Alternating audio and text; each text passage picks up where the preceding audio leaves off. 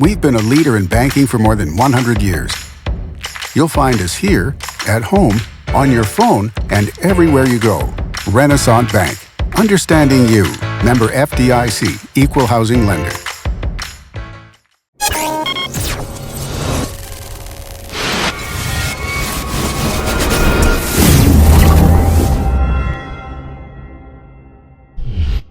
Sponsored by Renaissance Bank.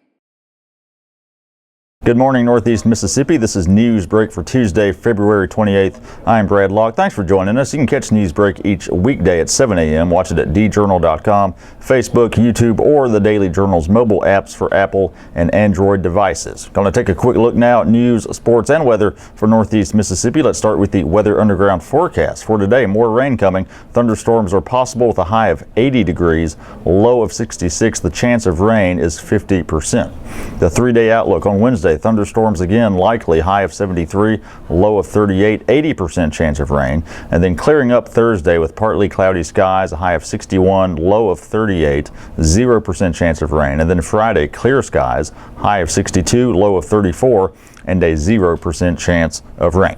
Let's take a look now at some of the top stories from the Daily Journal and djournal.com on this Tuesday. An internet tax bill that could have provided revenue for the state's infrastructure needs will die today. That's according to Lieutenant Governor Tate Reeves, who said Monday that the legislation is unconstitutional and will not be taken up in the Senate Finance Committee today.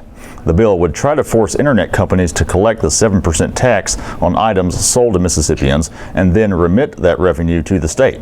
Reeves said that potential revenue is, quote, fake money. Reeves said the bill is a violation of a 1992 U.S. Supreme Court ruling that said states could not force companies without a brick and mortar presence in their state to collect a tax on retail sales.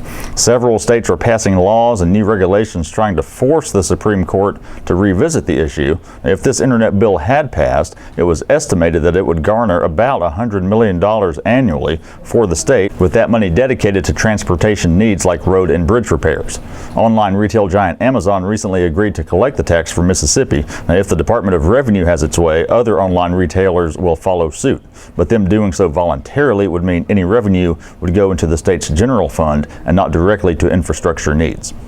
The city of Tupelo is taking its time in establishing any so-called to-go cup districts. Last year, the state legislature approved a bill allowing Tupelo and some other cities to create outdoor leisure and recreation districts where alcohol could be sold and consumed. That law officially went into effect last July, but Tupelo has not yet established any such recreation districts. Debbie Brandenburg, executive director for the Downtown Main Street Association, said a task force of local businesses studying the issue is taking baby steps. The task force has met just once. Brandenburg said she isn't sure what a final proposal might look like, but Tupelo Chief Operations Officer Don Lewis has an idea. He said temporary districts timed to coincide with outdoor festivals or other events might be the best path for Tupelo to pursue. The task force is looking at the recreation district established by Gulfport under the To-Go Cup law. Brandenburg said they want to gather as much information as possible. The City Council would ultimately have to approve the creation of leisure and recreation districts in Tupelo, subject to additional approval by the state's Alcoholic Beverage Control Agency. Chickasaw County supervisors are worried about the inmate population at the county jail. The county pays a monthly note on bonds that built the Chickasaw County Regional Correctional Facility. However, the number of inmates coming from the state has dwindled recently.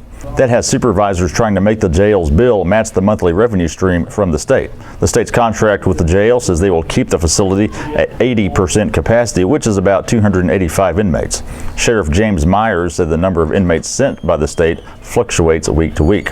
The county has figured it will take about 240 state inmates to service its note.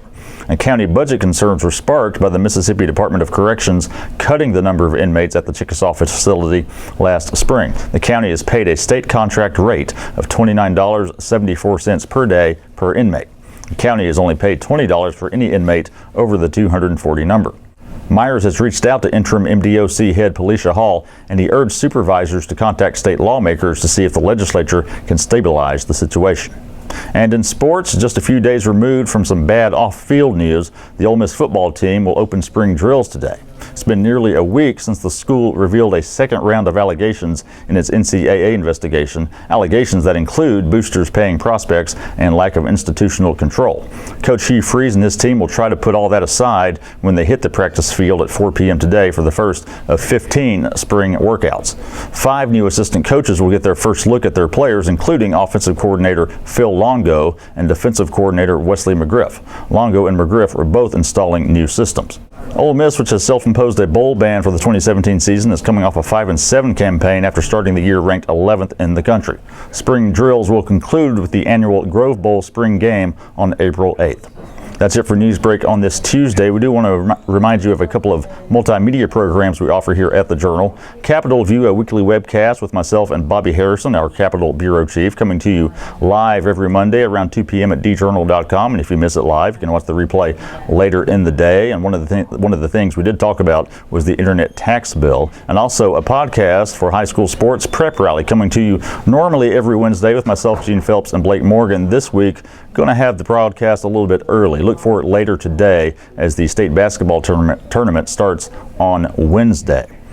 All the stories I talked about today you can find in your daily journal and at djournal.com. We're on Twitter at djournalnow. Give our Facebook page a like as well. That's it for Newsbreak on this Tuesday. I'm Brad Locke. We'll see you next time.